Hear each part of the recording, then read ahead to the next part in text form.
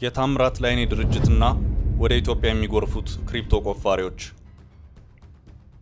ይህ ስለ ታምራት ላይኔ የተነገረ ጨዋታ ነው። ሶስት ሰዎች እስር ቤት ክፍል ውስጥ ተገናኙ። አንደኛውን ጠየቁት፣ ምን አጥፍተህ ታሰርክ? ታምራት ላይኔ ጸረ ሕዝብ ነው ብዬ ሲል መለሰ። ሁለተኛውንም ጠየቁት፣ እኔ ደግሞ ታምራት ላይኔ የሕዝብ ልጅ ነው ብዬ አለ። ሶስተኛው አንተስ ሲባል እኔማ ታምራት ላይኔ ነኝ አለ። ይህ ስም በተለይም በድህረ ደርግ ኢትዮጵያ የሚታወቅ ጉልህ የፖለቲካ ምስል ነው። ዛሬ ላይ ታምራት ላይኔ የሚታወቁት በፕሮቴስታንት እምነት አገልጋይነታቸው ነው። በቅርቡ ግን አንድ ኩላዳኦ የተባለ ብሎክቼን ላይ የሚሰራ ድርጅት የቀድሞውን ታጋይና ጠቅላይ ሚኒስትር የአሁኑን ፓስተር አማካሪ አድርጎ መሾሙ ተሰምቷል።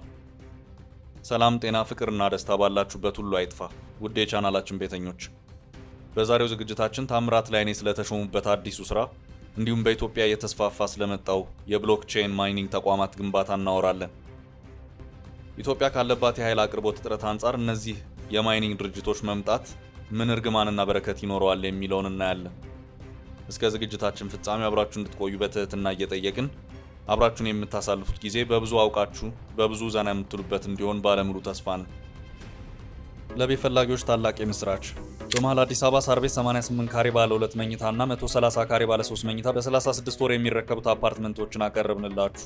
በካሬ 64200 ብር ብቻ 100% ከፍለው ሲገዙ 40% ይቀነስሎታል። ከ5.7 ሚሊዮን ጀምሮ ቅንጡ አፓርትመንቶችን አሁኑኑ ከፍሎ የግሉ ያድርጉ። ግንባታቸው ከ80% በላይ የደረሱ ሳይቶች በፒያሳ ሊሴ፣ በሶማሌ ተራ፣ በአያት አደባባይ፣ በአያት ሎሚያድ፣ በጋርመንት ሲዲሲ ውብ አፓርትመንቶችንና በፒያሳ አድዋ 00 ደግሞ የንግድ ሱቆችን አቅርበንሎታል። አሁኑን ይደውሉ። ከ7 በላይ ሳይቶችን ሰርተን አስረክበናል። ቴምር ሪል ስቴት ስልክ 0906521111 0907070762 አቶ ታምራት ላይኔን አማካሪ አድርጎ የሾመው ኩላዳኦ በክሪፕቶ ከረንሲ ዘርፍ ላይ የተሰማራ ድርጅት ነው።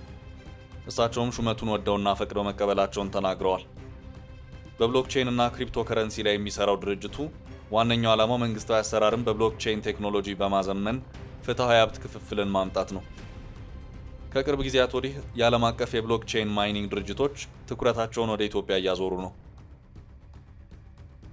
ለመሆኑ ብሎክቼን እና ክሪፕቶ ከረንሲ ምንድን ነው?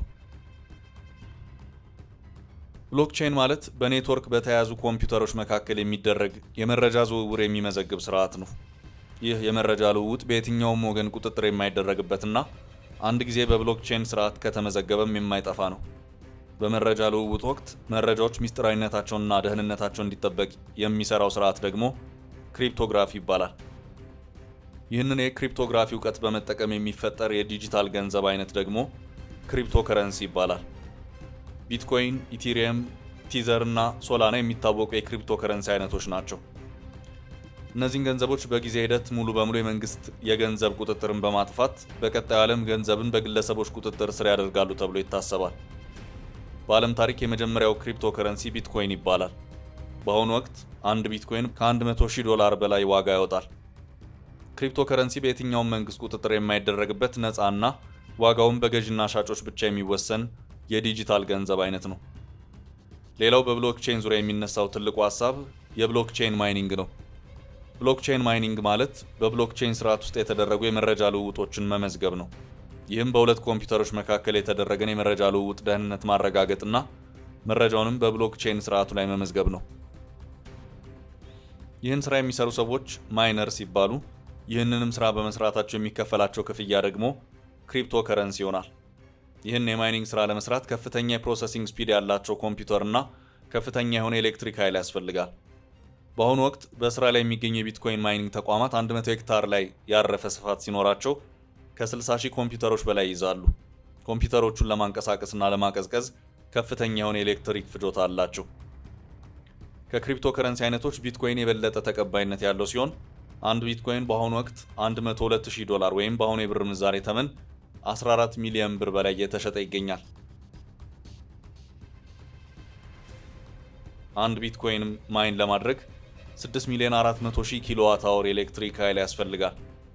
ይህ ኃይል በኤሌክትሪክ የሚሰሩትን የቴስላ ሞዴል 3 መኪኖች ቻርጅ ቢያደርግ ዓለምን 86 ጊዜ ሊያዞር የሚችል ነው። በሌላ ደግሞ ቢሰላ በአማካኝ የ60 አሜሪካውያንን ቤት ለአንድ ዓመት ያለማቋረጥ ያበራል። ይህ ኃይል እንደ ሀገራቱ የኤሌክትሪክ ዋጋ ሲሰላ የተለያየ ዋጋ አለው። በአሜሪካ አንድ ቢትኮይን ለማግኘት የኤሌክትሪክ ዋጋው እስከ $57,000 ድረስ ሲያወጣ በኢትዮጵያ ግን ከ$2,000 አይበልጥም። በዓለም አንድ ቢትኮይን ለማግኘት ትንሹ ክፍያ የሚከፈለው በኢራን ሲሆን ዋጋውም $1,400 አይበልጥም። የቢትኮይን ማይኒንግ ድርጅት አሜሪካ ላይ $102,000 ወይም 14 ሚሊዮን ብር የሚያወጣን አንድ ቢትኮይን ለማግኘት 57,000 ወይም 7.5 ሚሊዮን ብር ወጪ አለበት። ከአፍሪካ ሀገራት ጋር እንኳን ስናወዳድረው ሊቢያ ለአንድ ቢትኮይን ማይኒንግ $5,200 ስታስከፍል ናይጄሪያ $9,200 ታስከፍላለች። በዓለም ትልቁ አንድ ቢትኮይን ለማግኘት የሚከፈል የኤሌክትሪክ ዋጋን የምታስከፍለው ሀገር አየርላንድ ስትሆን $321,000 ያወጣል። አየርላንድን ጨምሮ ሌሎች የአውሮፓ ሀገራት የቢትኮይን ማይኒንግን ስራ ባለው አክሳሪ የኃይል ብክነት ምክንያት በሀገራቸው እንዲሰራ አይፈቅዱም። በዚህ ምክንያት ከ2022 ወዲህ በኢትዮጵያ የዳታ ማይኒንግ ላይ መስራት የሚፈልጉ የውጭ ካምፓኒዎች ቁጥራቸው እየጨመረ ይገኛል። ኢትዮጵያ ምንም እንኳን ለዜጎቹ የኤሌክትሪክ አቅርቦት ችግር ቢኖርባትም ለዳታ ማይኒንግ ድርጅቶቹ ከማቅረብ ግን አልቦዘነችም። የዓለም ባንክ በ2024 ባወጣው ሪፖርት የኢትዮጵያ ከተሞች 99% የኤሌክትሪክ ሽፋን ቢኖራቸውም እንደ አጠቃላይ ግን 56% የኢትዮጵያ ሕዝብ አሁንም የኤሌክትሪክ ብርሃን አያገኝም። በአሁኑ ወቅት በኢትዮጵያ ከ20 በላይ የዳታ ማይኒንግ ድርጅቶች ሲኖሩ ስራ ላይ የሚገኙት ግን 11 ብቻ ናቸው።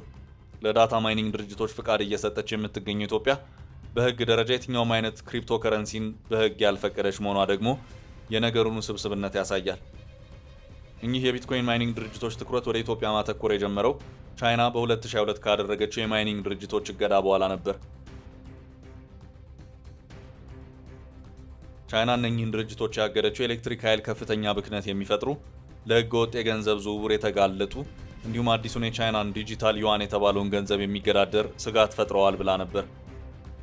ታዲያ ትልቅ የቴክኖሎጂ አቅም ያላት ቻይና እነኚህን ድርጅቶች የጋረጡትን ስጋቶች አይታ ድርጅቶችን ስታግድ፣ በጉዳዩ ላይ በቂ የሰው ኃይልና አቅም የሌላት ኢትዮጵያ እነኚህን ድርጅቶች ከዓለም ዙሪያ መሰብሰቧ ነገሮችን አስጊ አድርጓቸዋል።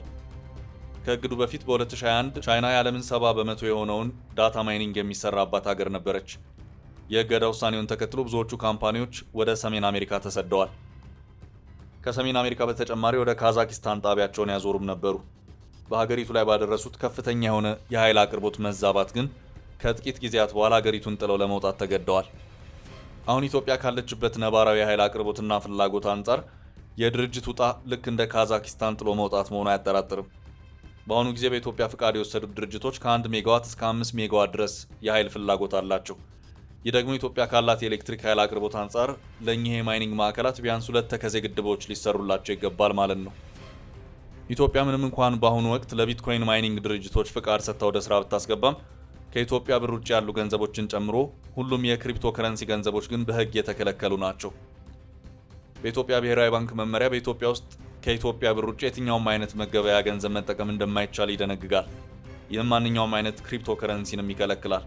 እንደ ባለሙያዎቹ አስተያየት ከሆነ ኢትዮጵያ ከምታቀርበው ኤሌክትሪክ ኃይልና ከሚገኘው የቢትኮይን መጠን ላይ ድርሻ ኖሯት እንዳትጠቀም ሕጓ ቢትኮይን መጠቀምን ስለሚከለክል እንደ ሌሎቹ ሀገራት አትራፊ አይደለችም።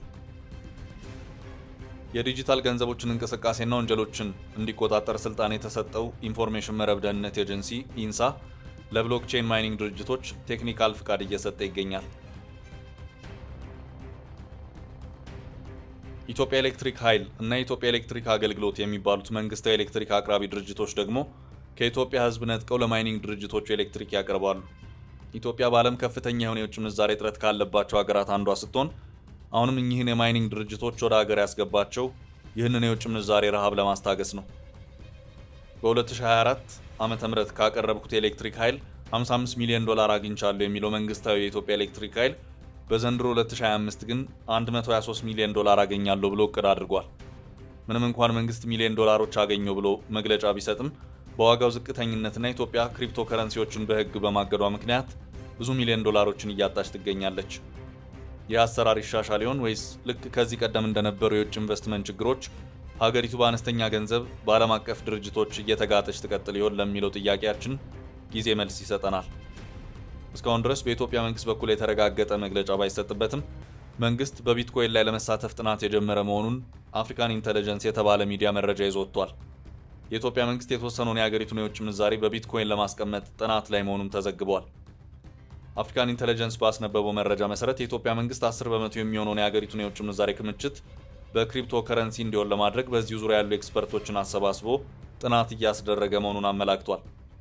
ዶናልድ ትራምፕ ወደ ስልጣን ከመጡ ወዲህ በሰጡት ፕሬዝዳንታዊ ትዕዛዝ መሰረት ክሪፕቶከረንሲን የሚመለከት አዲስ ህጎችና ደንቦችን የሚያዘጋጅ በዴቪድ ሳክስ የሚመራ ቡድን ማቋቋማቸውን ተከትሎ የቢትኮይን ዋጋ በከፍተኛ ደረጃ እየጨመረ ይገኛል።